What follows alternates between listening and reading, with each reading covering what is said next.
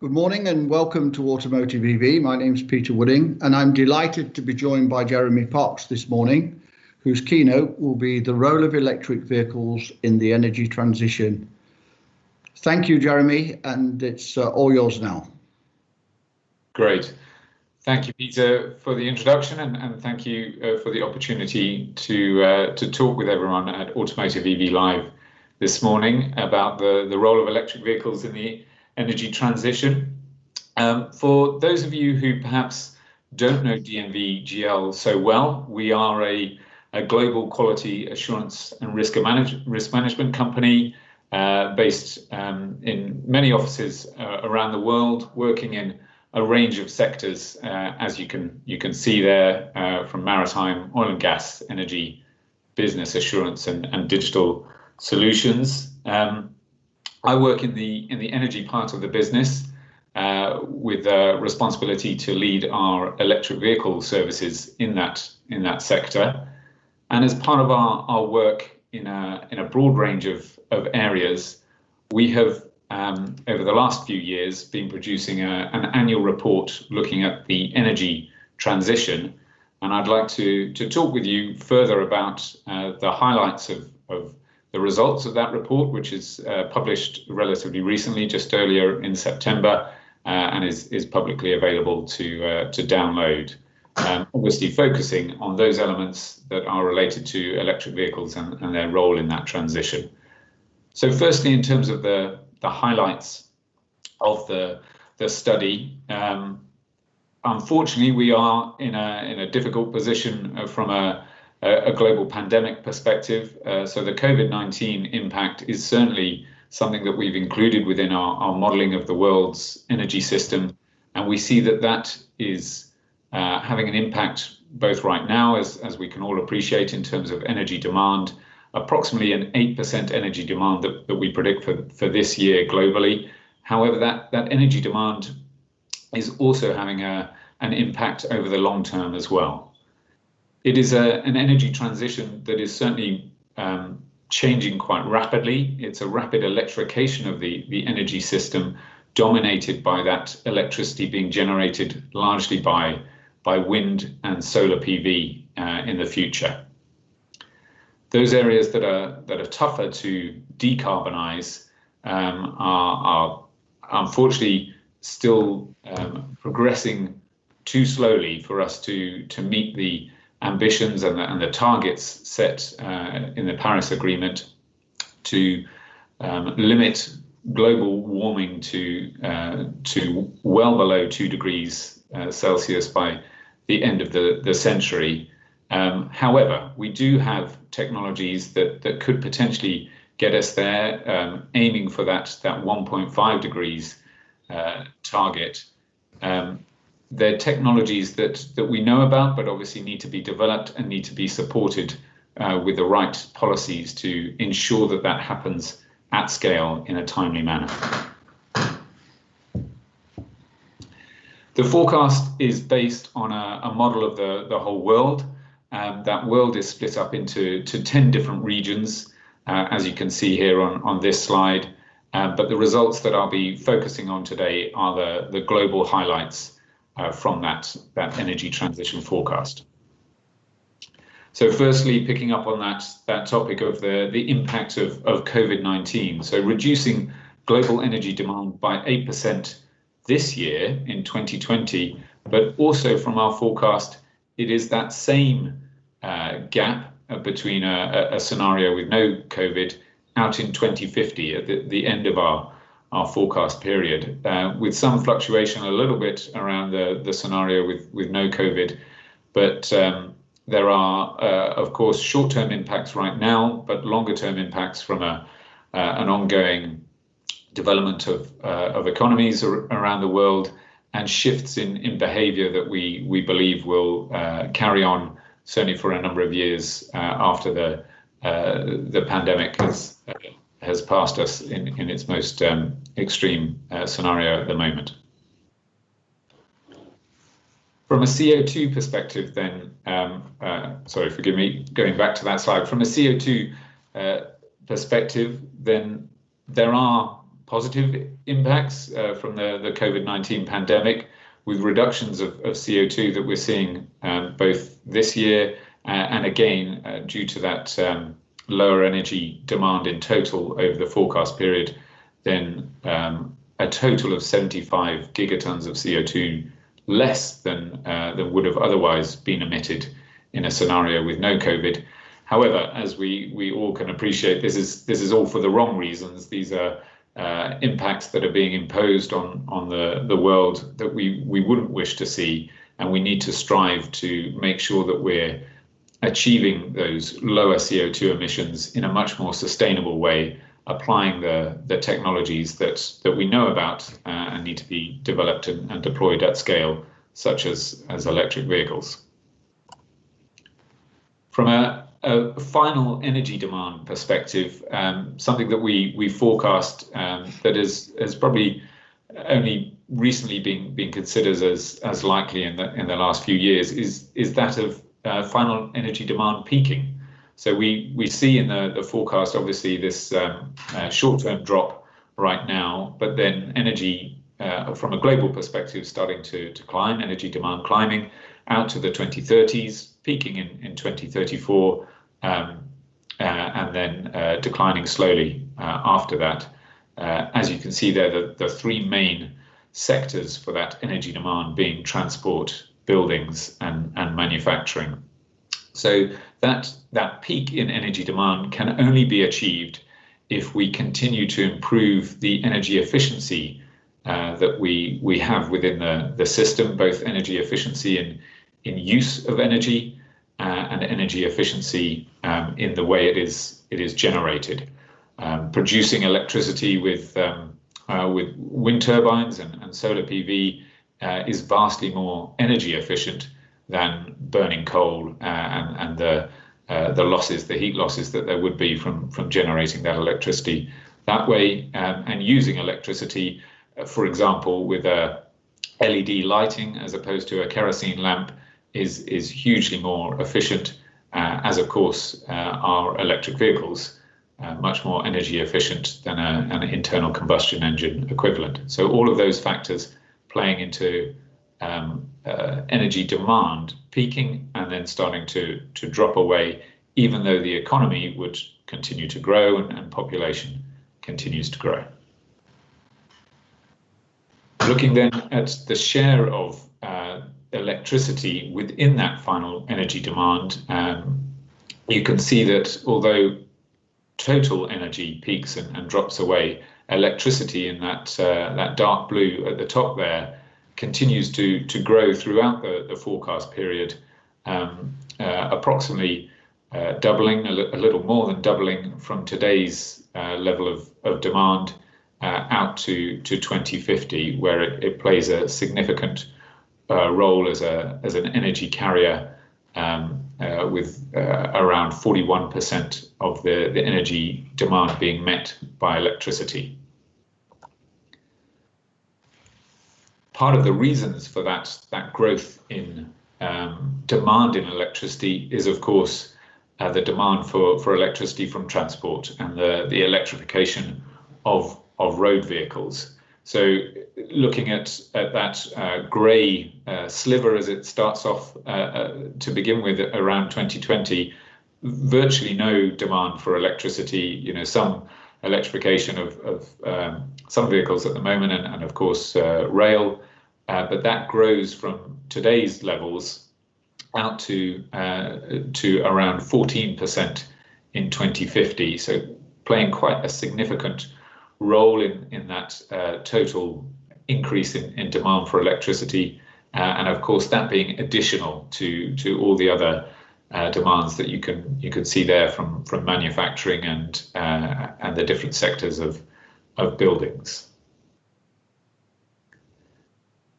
Now, with that demand for electricity growing, there obviously needs to be a huge increase in the generation. As you can see in this chart, the main source of that shift in the energy transition is for that generation to come from solar PV and wind, both onshore and offshore, with the sectors there growing significantly out to the middle of this century, at which point they meet approximately 62% of the share of electricity generation, with coal dropping away significantly. So lots more demand for electricity, generation from wind and solar.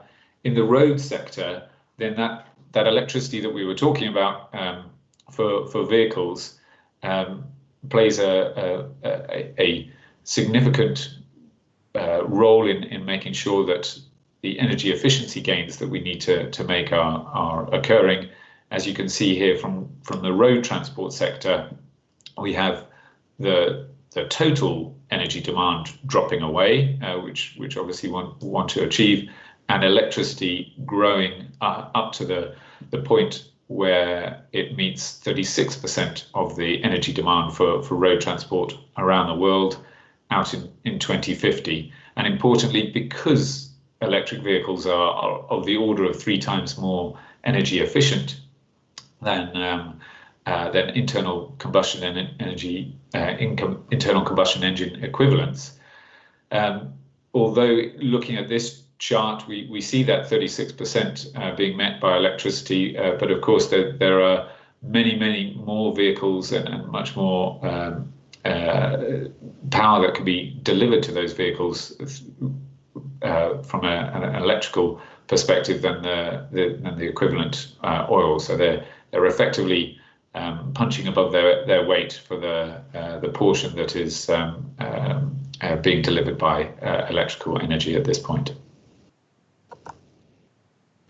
This slide then looks at how many of those vehicles will electrify over that period. So as I was highlighting, it might only be 36% of the energy, but it's a much higher portion of the vehicles, with the different sectors here being 2- and 3-wheelers on the top, commercial vehicles in the middle, and then passenger vehicles down the bottom.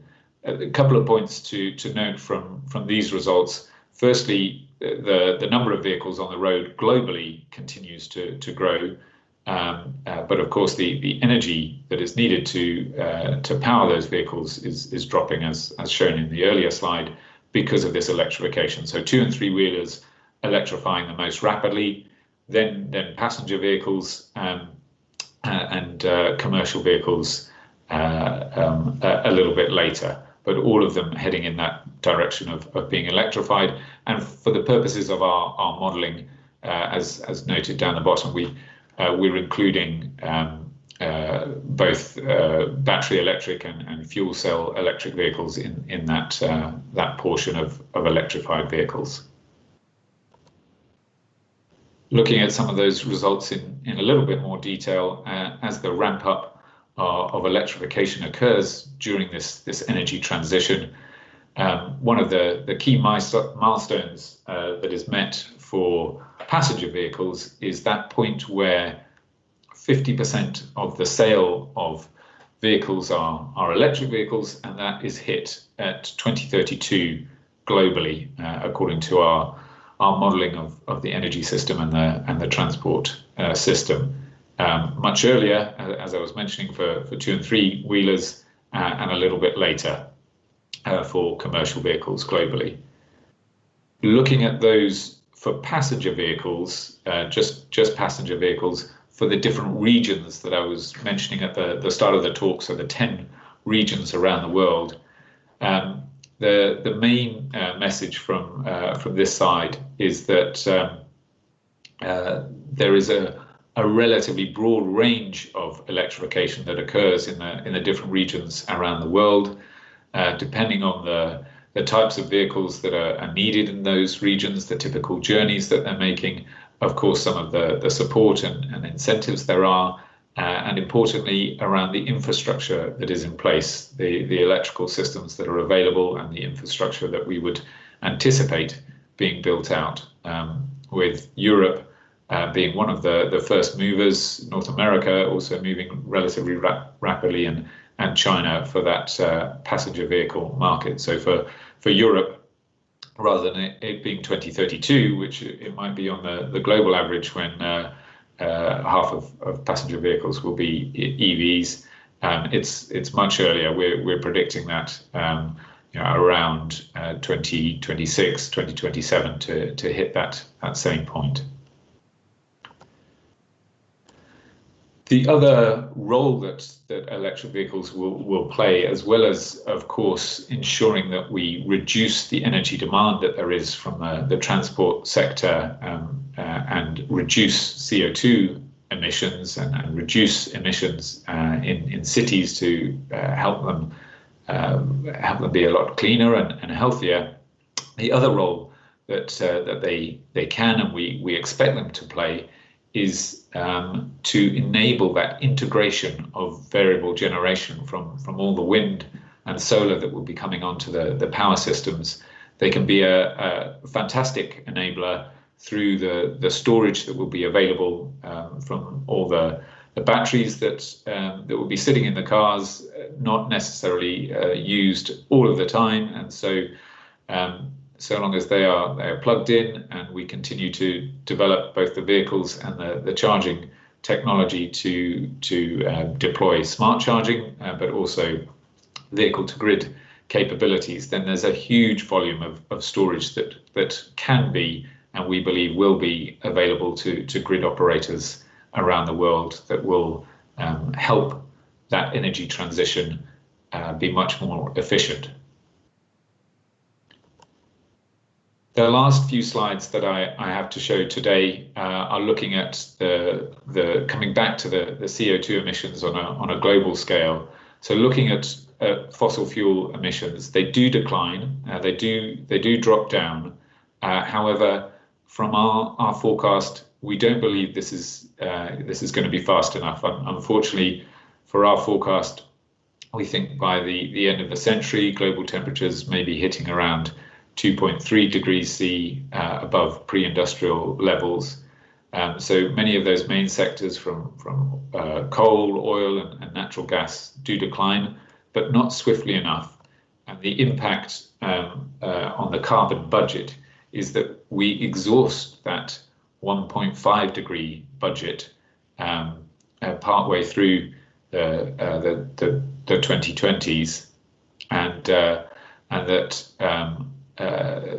by the time we get to the end of the 2050, then the 2 degree budget will have been exhausted as well. So we need to keep striving for a more rapid transition. That more rapid transition will need even further improvement in energy efficiency, further support of decarbonising those hard to abate sectors, increasing electrification, both in use and of course in generation from renewables, and deploying carbon capture and storage, particularly in the latter part of the forecast period, in order to enable that energy transition really to occur as rapidly as possible. And electric vehicles are, of course, a key element in achieving that transition, and we would certainly encourage that to occur as rapidly as is possible with the energy system and the economies around the world. That concludes the talk that I was hoping to give. So thank you very much for the chance to speak with you all.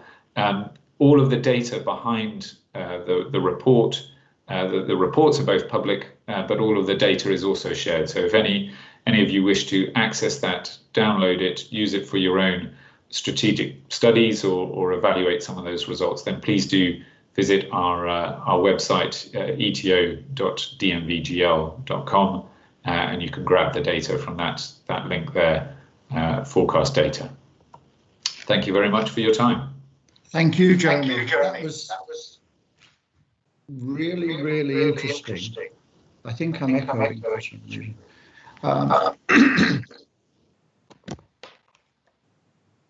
Let's hope that might be slightly better. Sorry about that. The little echo decided to catch me up. Wonderful presentation, thank you. Thought-provoking, really. So I'd like to get back to you another time to discuss this a little bit further.